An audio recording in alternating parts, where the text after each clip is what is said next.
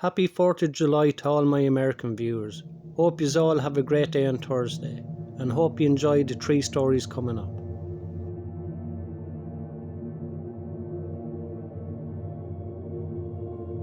I was always told that the real monsters were human beings.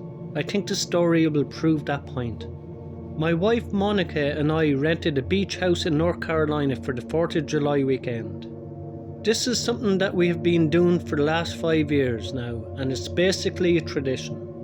It was an oceanfront beach house, so we sat on the back porch, drank wine and listened to some music, and waited for the fireworks show to begin, and when it did, it was amazing. A boat about 100 yards out to sea fired them into the sky. It was incredible seeing them explode over the dark ocean. We were both taken in the special moment when we heard a horrible scream. It wasn't like an excited scream because of the firework, but a scream like someone was dying.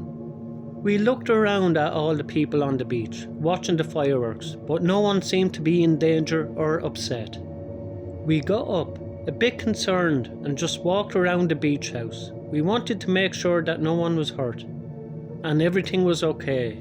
We saw the neighbour, an old man, throwing away a trash bag. We asked him if he had heard the scream, but he replied no. Monica and I just chalked it up to kids or someone just having too much fun at the fireworks show. We went back to the back porch and enjoyed the rest of our 4th of July fireworks. Here's where things get nightmarish. The next morning we woke up to dozens of police cars outside the house. We quickly realised that they were parked at the neighbour's house. We even saw 2 officers putting the neighbour we spoke to the previous night into the back of the squad car. Upon further poking and prodding with other people on the street corner, watching what had happened, we discovered the disturbing reason why. The neighbour had been arrested last night. The old man, whose name is Richard, executed a young girl in her teens. He used a handgun. And what was sick was that Richard was timing the shots with the fireworks, so that way no one would be the wiser. And what's even worse, that scream my wife and I heard that night was actually the girl trying to escape with her life before being executed. When we saw him throwing away the trash, we were actually witnessing him disposing of that girl's body. Like I said, monsters aren't some fictional characters that hide in caves and wait to attack people. They're human beings who commit unthinkable acts of evil, and sometimes they're even next door.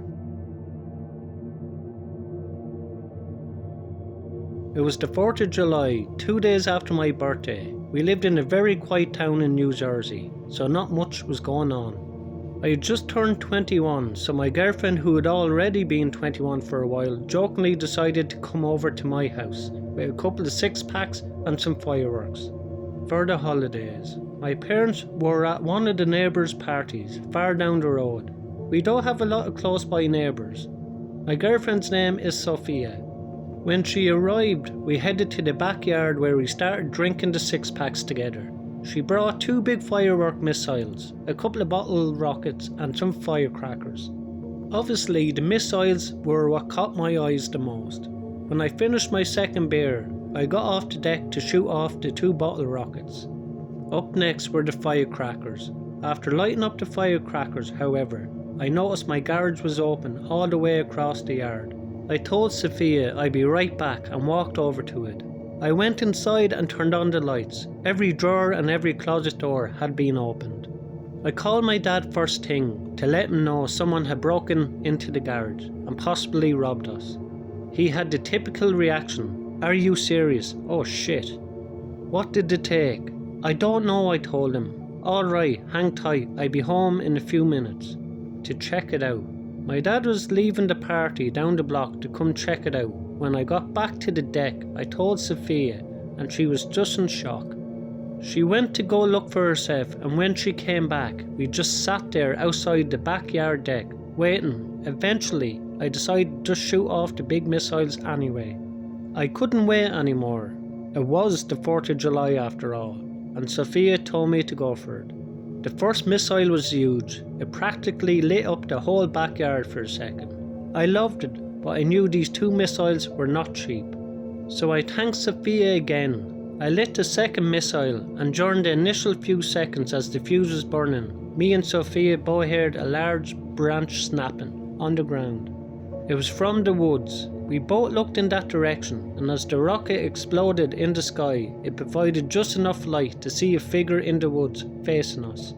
We both screamed at the same time, just in time for my dad to hear me, and me and my dad both chased in that direction, into the woods. But we couldn't see or hear anything. We completely lost the person. Later that night we turned on the security camera in the garage that we hadn't used in a long time. Maybe at 1 or 2 in the morning, when I was finally going to bed, I looked out the window for the heck of it, and I seen that the garage light was on. Me and my dad went back to check it out. This time the entire garage had been completely trashed, and some of my dad's expensive tools were missing. We went back to the house to check the surveillance footage, and we were disturbed. In the footage the lights turned on, but the camera was blocked by something. It seemed like a piece of paper. We rushed back to the garage to check it out and found a simple post-it note taken from the desk in the garage. Stamped onto the camera and in writing on the note were the words "Happy Independence Day, fuck you." We never found the robber after that.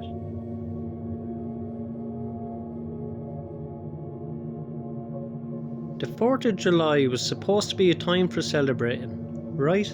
Well, not my story. Last year, my good friend Aaron was having the 4th of July party at his parents' beach house in South Jersey. For context, I was a 17-year-old female at the time of this story. I arrived at Aaron's house with my good friend Becca. There was going to be drinking and partying, and we planned to stay in one of the guest bedrooms, so we didn't have to drive home. The party was going great. There was music, beer pong, and even country music karaoke. In total, there were about 30 people. 2 hours into the party, I was a little drunk. Becca and I had separated. She was talking to some guy in the kitchen, and I was talking to some guy named James. James was cute. He kept putting his hands on my shoulders and hands, and he was being very playful. He leaned in and asked me if I wanted to watch the fireworks with him in the upstairs balcony. Again, I was drunk and he was cute, and I didn't see a reason not to. But here's where it gets bad. James and I head upstairs to the master bedroom balcony. We step outside and the view is amazing. You could see the ocean and hundreds of people on the beach waiting for the fireworks to go off. I was about to tell him to come and see the view when I saw him lock the balcony door. Even in my drunken state of mind, I knew this was a red flag. I politely asked him to unlock the door. It's making me uncomfortable. That's when I saw how drunk James was. His eyes were glazed over, and he honestly didn't look like he heard a word that I had said. He took a step closer to me, cornering me on the tiny balcony. He said that I was beautiful and that I was his girl, and that I'm going to love making love to him. He leaned in and aggressively tried to kiss me. I pushed him off and told him to stop. That's when he pulled out a pocket knife. He said that I need to shut up and do whatever he says.